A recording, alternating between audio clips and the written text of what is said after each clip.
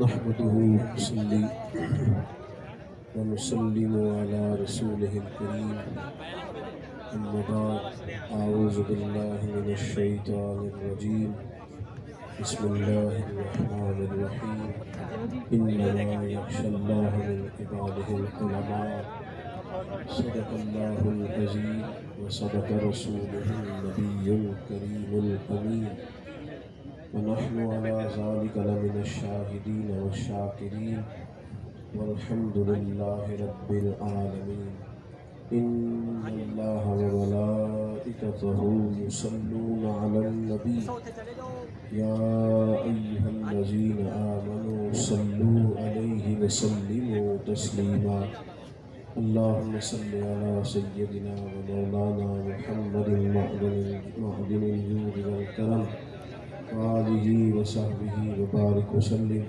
سارے حضرات درود شریف پڑھیے. الصلاۃ والسلام علیک یا سیدی یا رسول اللہ وعلی آلک و اصحابہ. الصلاۃ والسلام علیک یا نبی اللہ وعلی آلک و اصحابہ یا حبیب اللہ. آپ حضرات سے میری گزارش ہے کہ آپ لوگ بیٹھ جائیں. یہ سیکیورٹی والے بچے بھی بیٹھ جائیں جی. کشیر بیٹھ جائیں. آپ بھی بیٹھے جی. اللہ تعالیٰ خیر دے. آپ بھی کشیر ہو کے حضرت مہربانی کریں گی. اب میں نے باتیں کرنی ہے اور نہیں کسی کو اجازت. آپ کی مہربانی. اللہ آپ کو برکت دے. آپ تھوڑا سا موقع دیں. مجھے بھی گرمی کی شدت کا احساس ہے لیکن آپ میں سے کوئی کتنا بھی سفر کر کے آیا میرے جتنا تو نہیں نہ کر کے آیا. بے شک بے شک. تو آپ مہربانی فرمائیں. تھوڑی سی میں تقریر کرنے کا آتی ہوں. چند ایک گزارشات کرنی ہے. مہربانی فرمائیں. آپ موبائل آپ کے پاس رہنے ہیں میں نے چلے جانا ہے. اس کو بھی کبھی کبھی چھوڑ دیا کریں. اور بھی غم ہے زمانے میں محبت کے سوا. اس کو بھی تھوڑی دیر کے لیے چھوڑیں. تصویریں کوئی مطلب اتنا ضروری کام نہیں. آپ کا ادارہ جامعہ فخریہ فریدیہ، اس کے ناظم صاحب، محترم صاحب، مومنین صاحب، صاحبان، اللہ تعالیٰ سب کو بے پناہ برکات عطا فرمائے. آمین آمین. یہ خوشی کا مقام بھی ہے اور قابل تحسین بھی ہے کہ یہاں دین کا کام ہو رہا ہے. اللہ تبارک و تعالیٰ اپنی بارگاہ رحمت میں قبول فرمائے. آمین. جذبوں کو اخلاص عطا کرے اور جو کام بھی کرائے فقط اپنی رضا کے لیے کرنے کی توفیق عطا کرے. قرآن مجید میں اللہ کریم نے فرمایا ہے کہ انما یخشی اللہ من عبادہ العلماء. فرمایا اللہ تعالیٰ کے بندوں میں سے جو عالم ہے وہ اللہ سے ڈرتے ہیں. علم کا معنی تو جاننے کے ہوتے ہیں لیکن جیسے جیسے انسان کے اندر تعلیم، علم اور شعور بیدار ہوتا جاتا ہے نا، وہ بے باک نہیں ہوتا بلکہ ویسے ویسے اس کے اندر خوف خدا پیدا ہوتا ہے. بے شک. حضرت عبداللہ ابن مسعود رضی اللہ تعالیٰ عنہ اس آیہ کریمہ کے تحت فرماتے ہیں کہ اگر دیکھنا ہونا کہ عالم بڑا کون ہے تو پھر قرآن پاک کی یہ آیت بتاتی ہے کہ دیکھ لو خوف خدا کس کے ہاں زیادہ ہے. اگر خشیت ہے، اگر خوف ہے، اگر اللہ کا ڈر ہے، انسان کی نہ تبھی ضرورت ہوتی ہے علم. جس طرح کھانے کی، پینے کی، سونے اور جاگنے کی ضرورت ہوتی ہے نا، اس سے بڑھ کر زیادہ انسان کو شعوری زندگی کی ضرورت ہوتی ہے. عرب کے اندر کفر بھی تھا، شرک بھی تھا، خرافات بھی تھی، عورتوں کے ساتھ ظلم بھی تھا. وہاں غریب کو بیچا جاتا تھا. بڑے بڑے سخت قسم کے لوگوں کے ساتھ لوگوں کے رویے تھے. یہ ساری چیزیں عرب کے اندر پائی جاتی تھی. پھر غور کریں آپ میری بات پر. جہاں کفر بھی ہو، شرک بھی ہو، ظلم بھی ہو، جبر بھی ہو، زیادتی بھی ہو،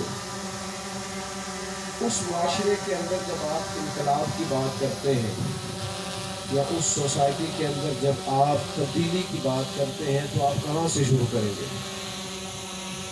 آغاز کیا ہوگا؟ بات کہاں سے شروع کی جائے گی؟ تو اس بگڑے ہوئے معاشرے کے اندر، یعنی معاشرے کی سختی کا یہ عالم ہے کہ وہ بیٹی کو مارتے نہیں، زندہ ہی گاڑ دیتے ہیں. ان کو پیاس لگتی ہے تو کھڑے کھڑے جانور کا خون نکال کے پی جاتے ہیں. اللہ. سخت گیر لوگ، سخت مزاج لوگ، ان کی اصلاح کرنی ہے، ان کی تربیت کرنی ہے. آپ زیادہ توجہ کریں گے تو میری بات کی زیادہ سمجھ آئے گی. جی بس ٹھیک ہے جی، آپ اتار لیں، ماشاء اللہ کافی ہو گیا، آپ کو باتیں کریں تو بہتر ہے. یہ اتنے بگڑی ہوئی سوسائٹی کے اندر، اتنے بگڑے ہوئے ماحول کے اندر، جب آپ کو انقلاب کی بات کرنی ہے، آپ کو شروع کرنا ہے کہیں سے، تو کہاں سے شروع کیا جائے؟ اللہ تعالیٰ نے پہلی وحی نازل فرمائی. سبحان اللہ سبحان اللہ. اب بات توحید کی سب سے زیادہ ضروری ہے. عقیدہ رسالت ہر عمل کی جان ہے. عورتیں مظلوم ہیں، ان کی بات بھی ہونی چاہیے تھی. یہ سارا کچھ ہوگا، لیکن زمین آسمان کا جو سب سے پہلا رابطہ ہوتا ہے، سب سے پہلی وحی آتی ہے، تو حکم کیا ہوتا ہے؟ اقرا. سبحان اللہ سبحان اللہ. پڑھیے، بے شک. اقرا بسم ربک الذی خلق. اپنے رب کے نام سے پڑھیے. معنی کیا ہے؟ کہ ان سارے اندھیروں کا، کفر کے، شرک کے، ظلم کے، جبر کے، بربریت کے، ان سارے اندھیروں کا ایک ہی علاج ہے، وہ ہے پڑھیے، سبحان علم اللہ. حاصل کیجیے. جب آپ کی شعوری زندگی بلند ہو جائے، دیکھیں نا، اگر انسان پڑھ جائے، سمجھدار ہو جائے، باشعور ہو جائے، اسے سمجھ آئے گی کہ یار اپنے ہاتھوں سے بنا کر بت، خود بنا کر اس کے سامنے جھکا جا رہا ہے. جب اس کی شعوری زندگی بلند ہو، اسلام نے تعلیم کی بات کی، پڑھنے کی بات کی. فرمایا پڑھیے. میں آپ سے عرض کروں، عربی کے ایک دانشور نے کہا تھا، اس نے کہا تھا یتیم وہ نہیں ہوتا جس کا باپ چلا جائے. اگرچہ پوری دنیا یتیم اسی کو کہتی ہے جس کا باپ رخصت ہو جاتا ہے، اور عرفاً مانن بہرحال یتیم ہوتا بھی وہی ہے. لیکن وہ سمجھانے کے لیے کہتے ہیں، وہ کہتے ہیں میری نظر میں یتیم وہ نہیں ہوتا جس کا باپ چلا جائے، بلکہ یتیم تو وہ ہوتا ہے جو تعلیم و تربیت سے محروم ہو جائے. کسی نے تعلیم ہی نہیں دی، اس کی تربیت ہی، یہ یتیم ہے، یہ یتیم العلم ہو گیا ہے.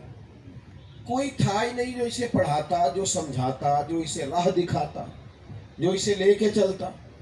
تعلیم شعور بیدار کرتی ہے، آنکھیں کھل جاتی.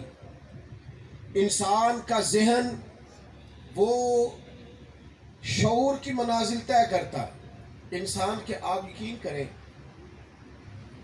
اگر بچوں کو حقوق والدین صحیح کر کے سمجھائے جائیں، اعلیٰ حضرت رحمۃ اللہ علیہ نے 12 حق تو ماں باپ کے وہ لکھے ہیں جو ان کے انتقال کے بعد اولاد پر آتے ہیں، اور زندگی تو حقوق سے بھری ہوئی ہے. اگر بچوں کو وہ ساری باتیں سبقاً سمجھائی اور پڑھائی جائے، انہیں بتایا جائے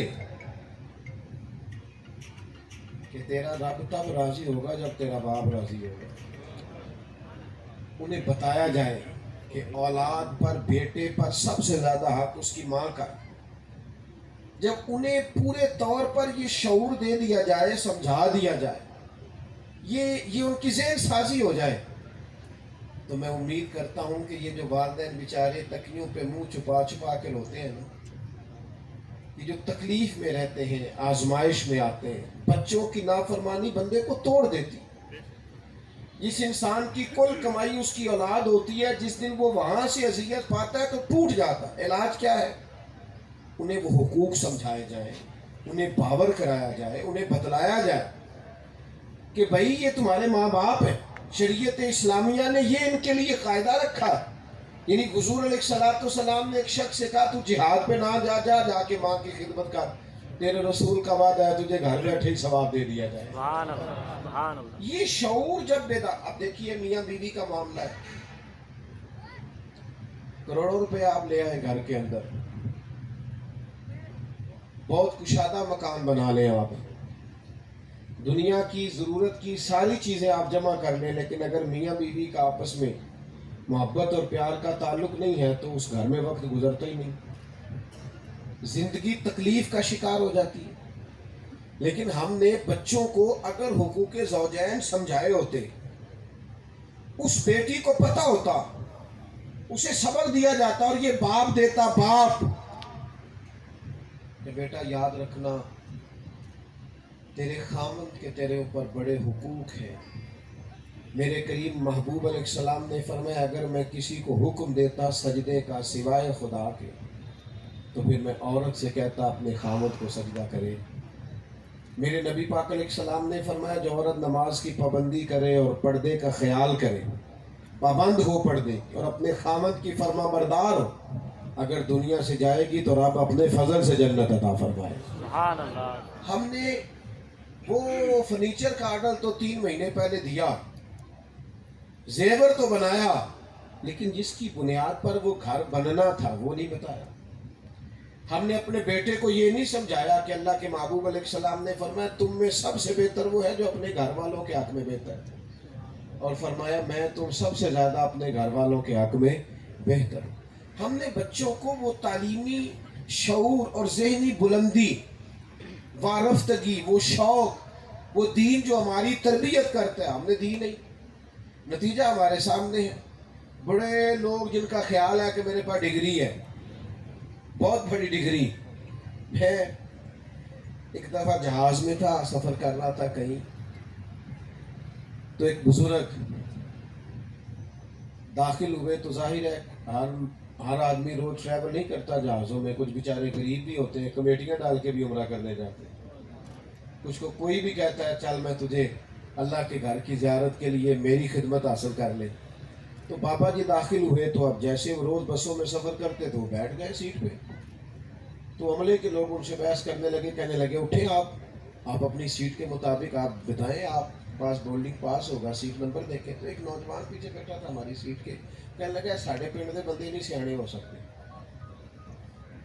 انہیں انجی رہنا ہے۔ جب اپنی سیٹ پہ کہاں بیٹھ گئے، تو میں نے پلٹ کے ان کی طرف دیکھا، میں نے کہا کہ آپ کے گاؤں کے بابا جی آپ جانتے ہیں؟ کہنے لگے ہاں جی۔ میں نے کہا پڑھے لکھے کتنے آپ؟ کہنے لگے میں نے BBA کیا ہوگا۔ میں نے کہا اگر آپ کی ڈگری سے ہوتا تو آپ کے پاس ہوتی تو میں پکڑ کے پھاڑ دیتا۔ آپ اپنے آپ کو پڑھا لکھا جانتے ہیں؟ اگر آپ پڑھے لکھے ہوتے تو تنقید کر کے بیٹھ جاتے، آپ پڑھے لکھے ہوتے تو اٹھ کے دروازے سے بابا جی کو ریسیو کرتے، پھر سیٹ نمبر دے کے انہیں سیٹ پہ بٹھاتے، ہاتھوں سے سیٹ بیلٹ باندھتے، اور پھر پانی کی بوتل بھی تھماتے اور کہتے اگر دوبارہ ضرورت ہوگی تو آواز دے لیجئے گا، میں فلاں جگہ بیٹھا ہوا ہوں۔ یہ تعلیم ہے جو آپ کو شعوری طور پر بلند کرے۔ کسی کو جاہل کہہ کے جان چھڑانا یہ تو عام بات ہے، آپ کہہ دیں چھڑا لے جان۔ اپنے مزاج کے اندر علمی ذوق پیدا کریں، مزاج کے اندر طبیعت ہو سیکھنے کی، طبیعت ہو کچھ حاصل کرنے کی۔ ہمارے ہاں ہم خطابت سننے کے شوقین ہیں، بعض لوگ سر سنگیت کے شوقین ہیں، شعر و شاعری کے شوقین ہیں، لیکن اپنی تربیت کے لیے، اپنی اصلاح کے لیے ہم باتوں کو لینے کو تیار نہیں ہوتے۔ اپنی زندگی تربیت کی طرف لگائیں، بجائے اس کے کہ آپ یہ ظاہر کریں کہ فلاں کے ساتھ میری فوٹو آ گئی، آپ یہ چھوڑ دیں، آپ کہیں فلاں سے میں نے یہ خیر کی بات سیکھی، سبحان اللہ، وہ یہ تربیت میں نے فلاں آدمی سے حاصل کر لی۔ زندگی میں مزاج، ایک تو شوق پیدا کرے نبی پاک کے دین کے علم کا، شوق پیدا کرے۔ حضرت جابر بن عبداللہ رضی اللہ تعالیٰ عنہ بڑے معتبر اور بڑے عظیم صحابی ہیں۔ وقت نبی پاک علیہ السلام کی بارگاہ میں گزارا، لیکن تمام صحابہ ہر وقت حضور کے پاس نہیں رہتے تھے۔ ظاہر ہے اللہ کے محبوب کی طرف سے حکم تھا تو اپنے اپنے کام کاج بھی کرتے تھے۔ تو یہ جو آپ کو ملتا ہے نا کہ یہ روایت فلاں صحابی نے کی، یہ فلاں صحابی نے کی، تو جس وقت جو موجود تھے، جو انہوں نے سنا، وہ انہوں نے آگے امت کے لیے روایت کر دی۔ حضرت جابر بن عبداللہ رضی اللہ تعالیٰ عنہ کو پتہ چلا کہ مصر میں ایک صحابی ہیں، وہ نبی پاک علیہ السلام کا ایک فرمان روایت کرتے ہیں، ایک فرمان۔ ان کے پاس پہلے پورا ذخیرہ موجود تھا، انہوں نے حضور سے فیض پایا تھا، ڈائریکٹ حضور سے سیکھا تھا۔ پتہ چلا کہ ایک حدیث وہاں موجود ہے مصر میں، تو جناب جابر بن عبداللہ کے پاس سواری بھی کوئی نہیں تھی، گھوڑا بھی نہیں تھا، انہوں نے اسپیشل گھوڑا خریدا، سبحان اللہ، اس پر کجاوا ڈالا، اور پھر جا کر کے مصر میں مدینہ شریف سے مصر گئے۔ اللہ کرے آپ کو سمجھ آئے۔ یہاں تو مولوی صاحب مفت تقریر کر رہے ہوتے ہیں نا جمعے والے دن، تو بیچارے صرف اتنی گزارش کرتے ہیں ذرا ٹائم پہ آ جائے، لیکن لوگ دیکھتے ہیں، بیٹھے رہتے ہیں، چیک کرتے ہیں کہ جب 10 منٹ رہ جائیں گے تو سو۔ تو ایک صاحب سے میں نے کہا یار آپ بیٹھے جا نہیں رہے، جائیے۔ पुरानी बात है। आप जाएं, आपके यहाँ तो जल्दी जुमा होता है, आप बता रहे हैं वहाँ आपको शामिल होते हैं, लेकिन नहीं आखिरी 10 मिनट में जाते, मौलवी साहब तैयारी नहीं करते। मैंने कहा चलो एक नुस्खा मुझसे ले लें, आप टाइम पे जाना शुरू करें, मुझे उम्मीद है मौलाना तैयारी भी शुरू कर देंगे। उनको पता है आपने आना ही आखिरी 10 मिनट है, आप कुछ ज़ौक़ बनाए ना, वक्त पे जाएं, आप कुछ मुतालबा करें, हज़रत हमें सीरत का ये पहलू सुनाए, मुझे उम्मीद है मेहनत शुरू हो जाएगी। बाज़ोकात ना किसी की तलब भी इंसान को मेहनत पर मजबूर करती है, ये भी काम होता है। तो हज़रत जाबिर इब्न अब्दुल्ला को पता चला, इन बातों को कहानी ना समझा करे, ये अपनी ज़िंदगी में शऊर बेदार करे कि हमने लेना है। यही हुजूर का फैज़ान है जो नबी पाक की किताब व सुन्नत की बातें हम तक पहुँचती, इसी से हम सजे संवरेंगे। जनाब जाबिर इब्न अब्दुल्ला ने नया घोड़ा खरीदा, उस पर कजावा डाला, सवारी की, उस सहाबी के घर गए मिस्र में, जाके दरवाजे पे दस्तक दी।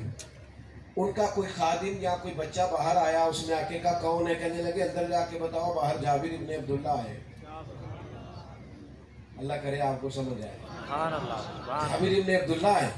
तो सहाबी अंदर से कहने लगे नहीं यार वो बड़े अजीम आदमी है, पता करो कौन आया है। ये जाबिर इब्न अब्दुल्ला रज़ियल्लाहु ताला अन्हु, और यहाँ दोबारा जाके पूछा तो जाके कहने लगे वही है। सहाबी दौड़ कर बाहर है कि जनाब आप यहाँ।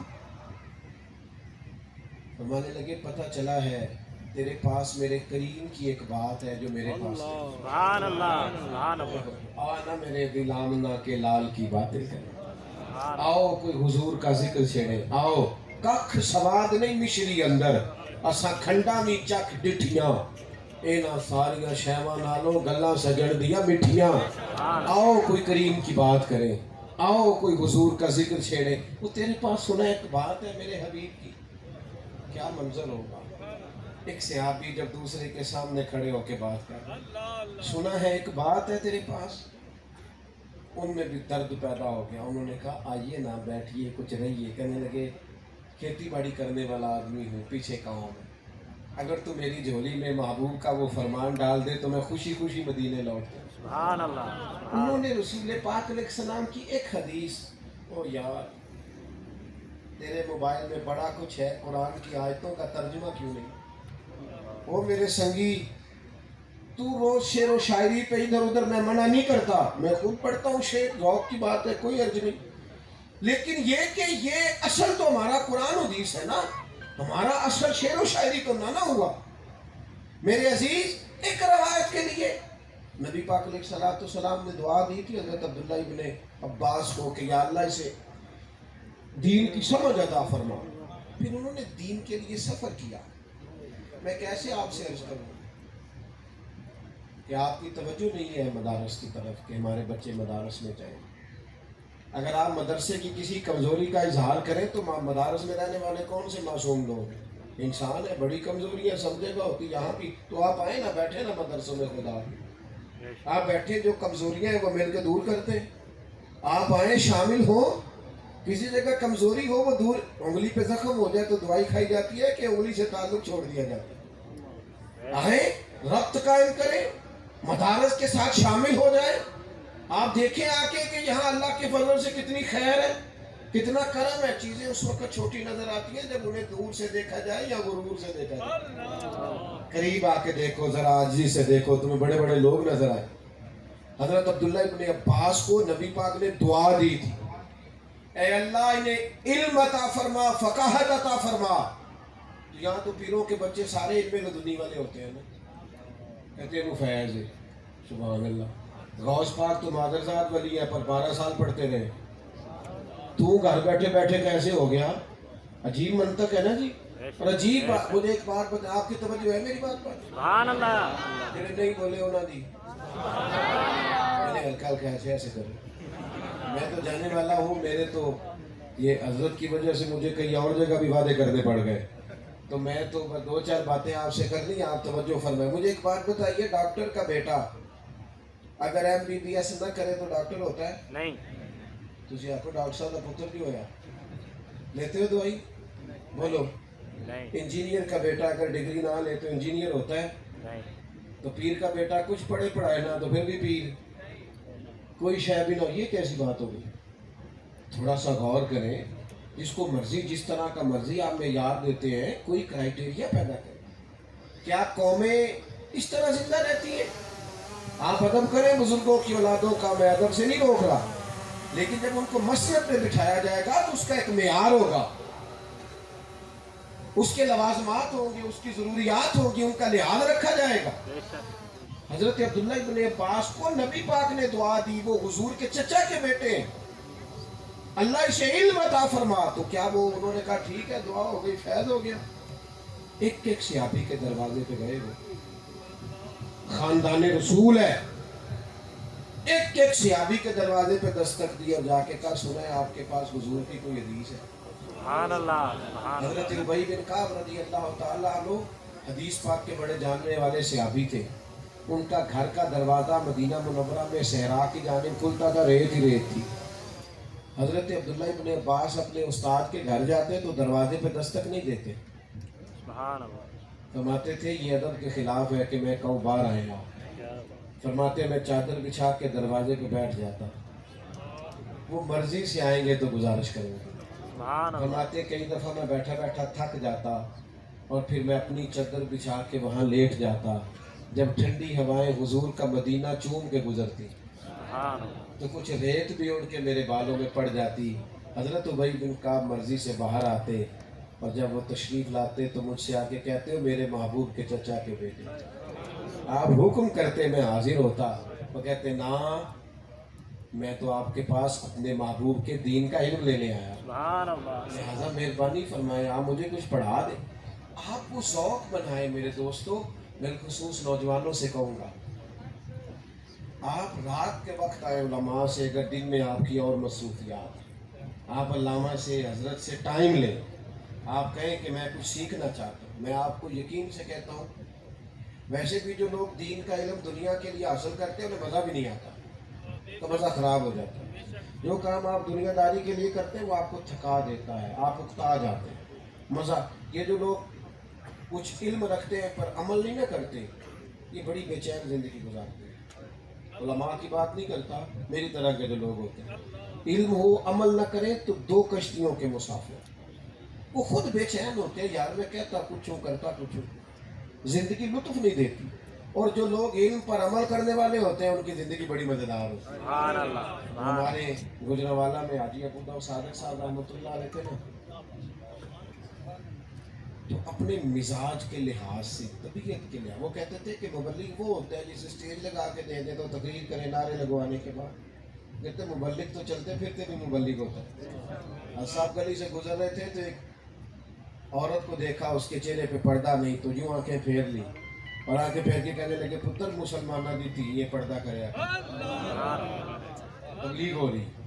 جو بعض غصے والے لوگوں کا طریقہ ہوتا ہے جا بابا اپنا کام کر. عورت نے جو لہجہ ہوتا ہے آج کل لوگوں کا، کہنے لگی جا بابا اپنا کام کر.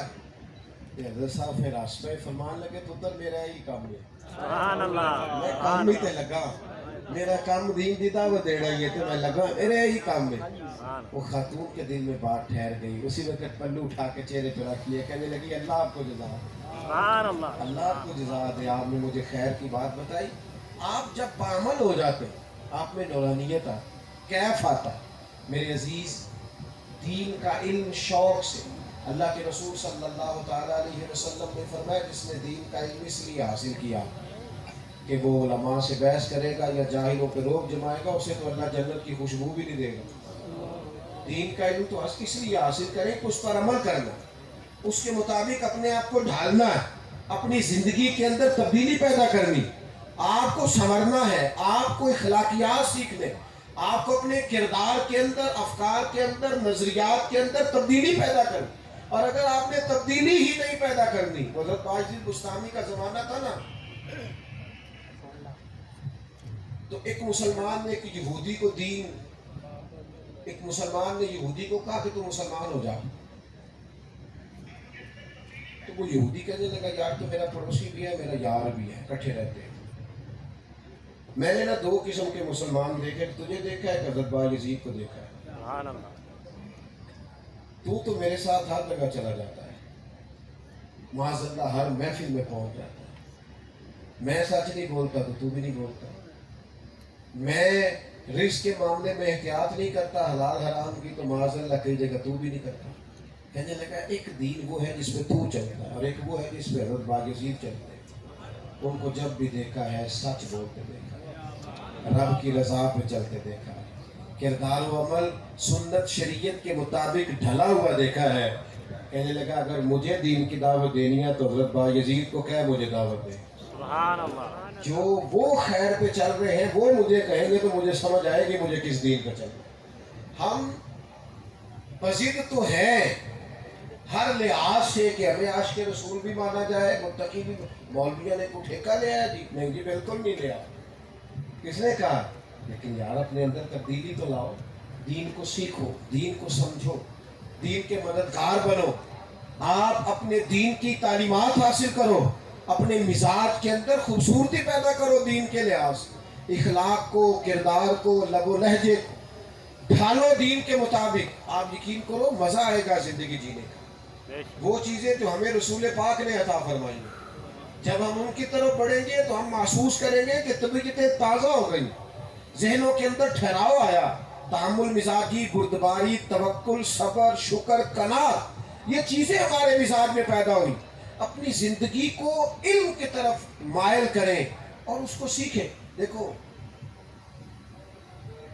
آپ تجربہ کر لیں زندگی میں، آپ نے کبھی کوئی بات دین کی سنی ہوئی ہو نا تو فوراً آپ عمل نہ بھی نہ کریں، تو وہ جس موضوع پر آپ نے بات سنی ہو وہ کبھی کام آپ کی آنکھوں کے سامنے آئے نا وہ بات، تو آپ کو یاد آ جاتا ہے یار یہ میں نے سنا ہوا، مجھے اس طرح کر کے چلنا چاہیے۔ یہ جب آپ کی یہاں حافظے میں چیزیں موجود ہوں گی تو بہتری آ جائے، تو دین کا علم اور پھر اس پر عمل کریں۔ آپ دیکھیں حضرت انس بن مالک رضی اللہ تعالیٰ عنہ فرماتے ہیں میں مسجد نبوی شریف سے نکلا تو ایک صحابی اپنے گھر کی تعمیر کر رہے تھے اور چھتوں تک دیواریں جا چکی تھی، تو میں جب ان کے پاس سے گزرا تو مجھ سے کہنے لگے کہ انس مسجد شریف سے آ رہے ہو؟ میں نے کہا ہاں، تو فرمانے لگے کوئی نئی آیت تو نہیں نازل ہوئی؟ یہ ذوق ہے صحابہ کا، یہ ذوق ہے، وہ ذوق کی باتیں کرتے رہتے، کوئی نئی آیت تو نہیں نازل ہوئی؟ تو کہتے میں نے کہا ہاں ہوئی ہے نا، حضور نے ہمیں سنائی ہے۔ تو میں نے کہا وہ کیا؟ کہنے لگے اللہ تعالیٰ فرماتا ہے اقترب للناس حسابهم وهم فی غفلۃ معرضون، لوگوں کے حساب کا وقت قریب آ گیا اور ابھی بھی غافل ہو کے پھر رہے ہیں، غفلت میں منہ پھیرے ہوئے، حالانکہ حساب کا وقت آ گیا۔ حضرت انس بن مالک کہتے ہیں میں نے آیت تلاوت کی تو صحابی دیکھتے ہی رہ گئے، کام چھوڑ دیا، خاموش ہو گئے۔ تھوڑی دیر کے بعد میں تو آگے گزر گیا تو مجھے پیچھے سے کسی کے چھلانگ لگانے کی آواز آئی، میں نے پلٹ کے دیکھا تو وہ صحابی تھے۔ میں نے کہا کہاں جا رہے؟ کہنے لگے مسجد۔ میں نے کہا اس کو تعمیر نہیں کرنا؟ کہنے لگے آپ نے ہی تو مجھے قرآن سنایا کہ حساب کا وقت آ گیا، پہلے میں جاؤں حضور سے کچھ دین کی خیر سیکھوں۔ لوگوں کو جب آیات آتی تو وہ سنورتے، ان کی ذہن سازی ہوتی۔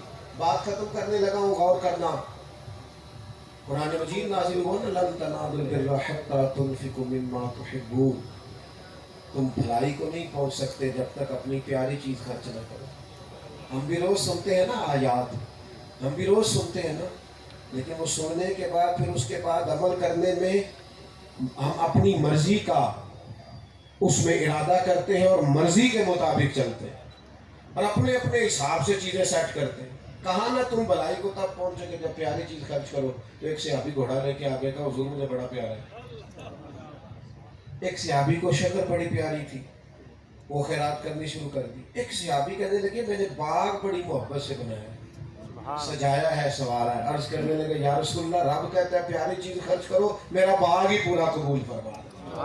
ان لوگوں نے دین کو جب لیا تو اس پر عمل کیا، مزاج یہ بنایا کہ ہم کوئی الفاظ کا بام و در نہیں جاننا چاہتے، کوئی ہم صرف لفظوں کے ہیر پھیر سے آگاہ نہیں ہونا چاہتے، ہم تو دین اسلام کی تعلیمات اس لیے حاصل کرنا چاہتے ہیں کہ ہم اس پر عمل کریں گے۔ ہم دین کے مطابق اپنے آپ کو ڈھالیں گے. آپ یقین کریں ہمارے گھروں کے اندر اگر دین اسلام کی تعلیمات آ جائیں، اور وہ تقریر کرنے سے نہیں آئیں گے کہ والد صاحب خطاب کریں آج اس موضوع پر، ابا جی دین پر عمل کریں، خود بخود بچے بھی عمل کریں. ابا جی فجر میں اٹھنا شروع کریں، رات کو جلدی سونا شروع کریں. آپ سارا دن بچوں کو کہتے ہیں موبائل بند رکھیں، لیکن اب تو بچے شکایتیں کرنے لگ گئے. وہ کہتے ہیں ابا جی گھر آتے ہی موبائل چلانا شروع کر دیتے ہیں. ابا جی سے کہیں کہ وہ مہربانی کریں گھر آئے ہیں تو ہماری طرف بھی توجہ کریں. تو ایک تو دین کا شوق پیدا کریں، اور پھر جس شوق سے آپ لیں پھر اس پر عمل کا جذبہ پیدا کریں. ایک آخری گزارش آپ کی خدمت میں یہ عرض کرنی ہے، جیسے آپ نے یہ دارالعلوم دیکھا، یہ میرا ذاتی درد ہے، کسی عالم کے لیے نہیں، کسی مخصوص ادارے کے لیے بھی نہیں، اہل حق کے ہر صحیح ادارے کے لیے. آپ کوشش فرمائیں کہ مدارس کی طرف بڑھیں اور اپنا علمی ذوق بنائیں. اپنا ہمارے ہاں گپ شپ ہوتی ہے آج کل بڑی معذرت کے ساتھ، بزرگ علماء کی بات نہیں کرتا، میری طرح کے لوگ جو دین کے طالب علم ہیں وہ بھی بیٹھتے ہیں تو علمی باتیں نہیں کرتے، وہ بھی تبصرے کرتے. وہ بھیا آپ بیٹھے ہیں، کوئی علمی مذاکرہ کریں، کچھ آپس میں خیر کا تبادلہ کریں. صحابہ کرام بیٹھے تھے، حضرت فاروق اعظم بھی تشریف فرما تھے، تو بعض لوگوں کا خیال ہوتا تھا کہ حضرت عمر جناب عبداللہ ابن عباس کو زیادہ قریب کیوں بٹھاتے. تو حضرت عمر نے کہا لوگوں سے کہ یہ جو سورہ نصر ہے، اذا جاء نصر اللہ والفتح، اللہ کی مدد آ گئی، فتح حاصل ہو گئی، وَرَأَيْتَ النَّاسَ يَدْخُلُونَ فِي دِينِ اللَّهِ أَفْوَاجًا، لوگ جوک در جوک دین میں داخل ہونے لگے. فَسَبِّحْ بِحَمْدِ رَبِّكَ وَاسْتَغْفِرْ، آپ اپنے رب کی حمد کریں، تسبیح پڑھیں، استغفار کریں. حضرت عمر کہنے لگے لوگوں سے اس کا معنی کیا ہے؟ سب نے اپنے اپنے حساب سے معنی بتایا، اور بڑا بہترین بتایا جس نے بھی بتایا، کمال بتایا.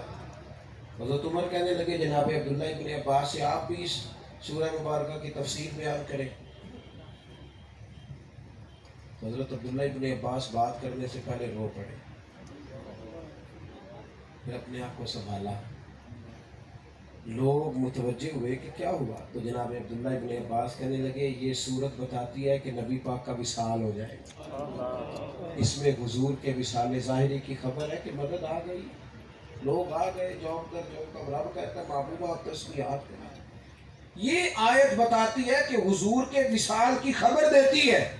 تو جنہاں دے دل پر جانی بچھڑن کون روئے پھر تھوڑا، یہ سب روگاں دا روگ محمد جس دا نام بچھوڑا. یہ ان لوگوں کی سب رونے لگے، تمام صحابہ رونے لگے. یہ ان کی مجالس ہوتی ہے. اللہ کرے ہم بھی کہیں بیٹھے تو پہلے حضور کی کوئی حدیث پڑھیں، قرآن مجید کی کسی آیت پر گفتگو کریں. ہم نے وہ مزاج چھوڑ دیا ہے، وہ طبیعت چھوڑ دی. ہر نقیب ہر خطیب اسٹیج پہ آ کے کہتا ہے سارا قرآن حضور کی تعریف ہے اور سناتا شعر ہے. وہ ایک نے تو بڑا ہی زور لگایا، کوئی 100 دفعہ اس نے کہا سارا قرآن حضور کی تعریف ہے.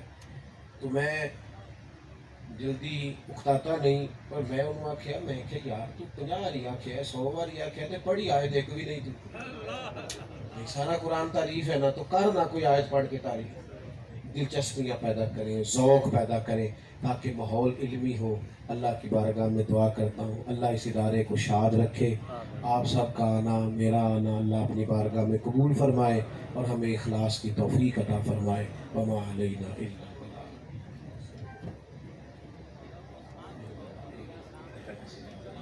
اللہم صلی علی سیدنا محمد وآلہ وبارک وسلم. اللہ تعالی ہماری حاضری قبول فرما، ہمارے گناہوں کو معاف فرما، ہماری غلطیوں سے درگزر فرما، امت کے حق میں رحمت والے فیصلے فرما، عالم اسلام کی مدد فرما، پاکستان میں نظام مصطفیٰ صلی اللہ علیہ وسلم کا سویرا طلوع فرما. اللہ کریم اپنی رحمتوں کے سائے ہمارے لیے دراز فرما. اللہ بیماروں کو شفا دے دے، مقروضوں کو قرض کے بوجھ سے رہا کر دے. یہ علماء کرام جو ادارے کی خدمت کر رہے ہیں مالک کریم انہیں بہترین صلہ عطا فرما. جو طلباء یہاں علم کی تلاش میں ہیں انہیں انشراح صدر عطا فرما.